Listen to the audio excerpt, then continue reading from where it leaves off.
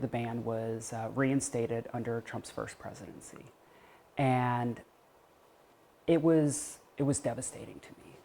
I was going to lose my job. I was going to lose my family. I was going to lose everything I had invested in for the last 15 years. And when the ban was reversed, I was allowed to continue to serve and serve as myself.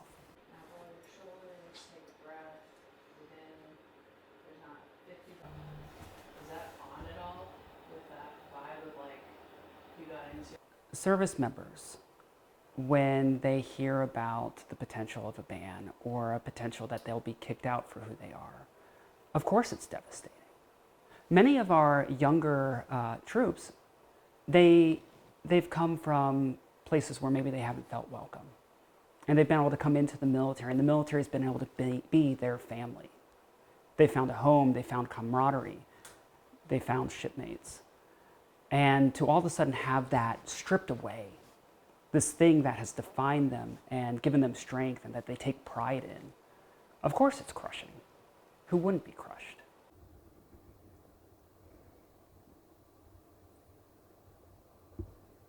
We have prepared legal battles similar to the 2017 legal battles that were brought to support and defend trans troops. We've established multiple peer networks and peer support organizations to catch those individuals as they go through, for them, what might be a very personal crisis, the threat of losing their job, their livelihood, the family that they've known for over a decade.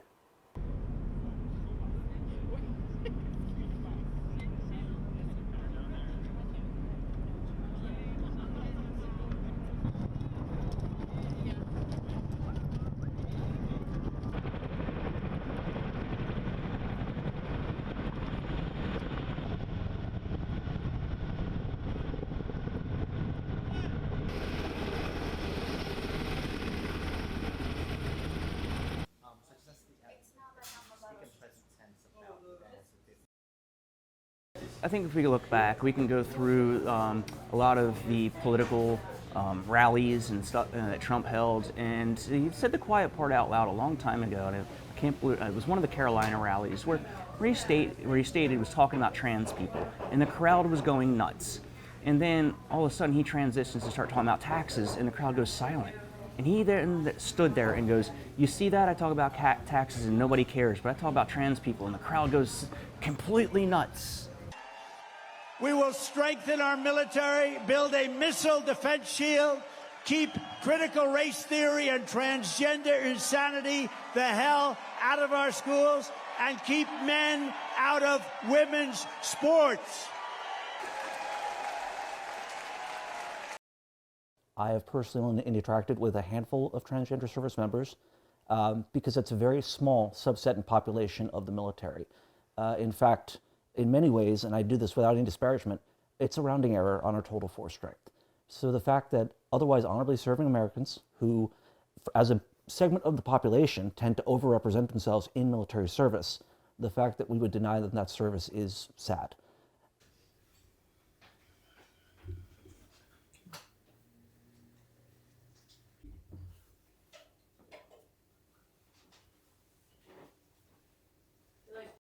Now, if you take a fighter pilot, let's say a trans fighter pilot that's at, say, a colonel level, well, the military works off of a pyramid. So to replace that one colonel on the recruiting bottom end of the pyramid, you're going to have to recruit an upwards of 600 to 700 other people to eventually fill that one colonel spot. The other side of that, too, is you're going outside the normal attrition rates that are planned in the military by a purge. So now you're going to promote people that aren't ready to fill those higher level spots. That is a national security issue in the biggest sense.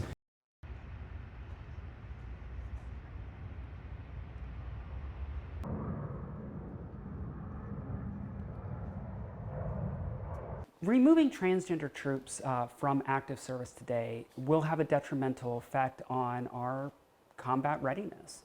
These individuals are deployed worldwide. They're right now already embedded in units. We have transgender troops in South Korea, we have them in Japan, we have them on aircraft carriers across the world. And when you remove those individuals for their identity, You remove their talents and their specialized skills. Who's going to replace them?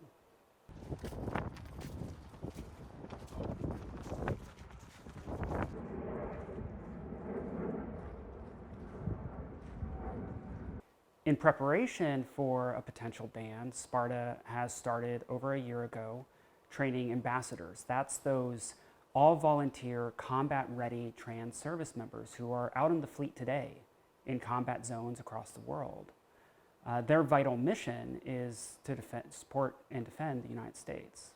We brought them in and trained them how to talk to media, how to talk to generals and admirals, how to talk to Congress people. That way, the stories that really matter about trans service members bringing strength to our service, bringing their individual courage to the fight can be told rather than how they might be a detriment.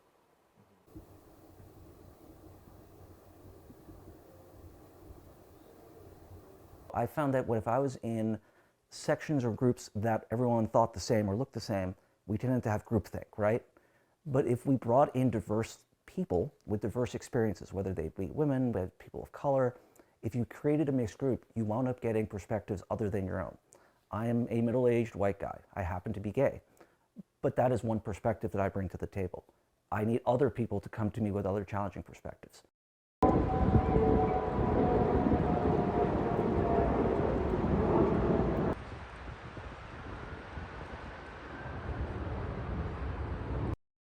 Get to know us. You'll find out we're just like you. We pump gas at the same gas stations. We're paying the same price as eggs, which is the big buzz phrase nowadays, as everybody else. Our kids go to your schools. We're facing the same problems as every other American. And for most of us, being trans, that's the least of our worries, because we have the same worries about, our life and liberty that everybody else does.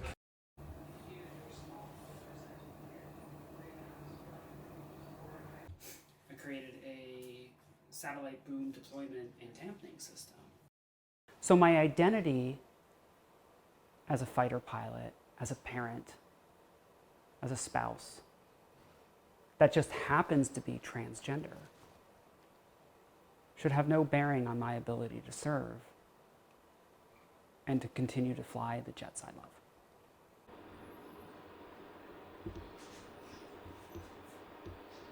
We'll just do 2 more shots and then we'll get out of your way.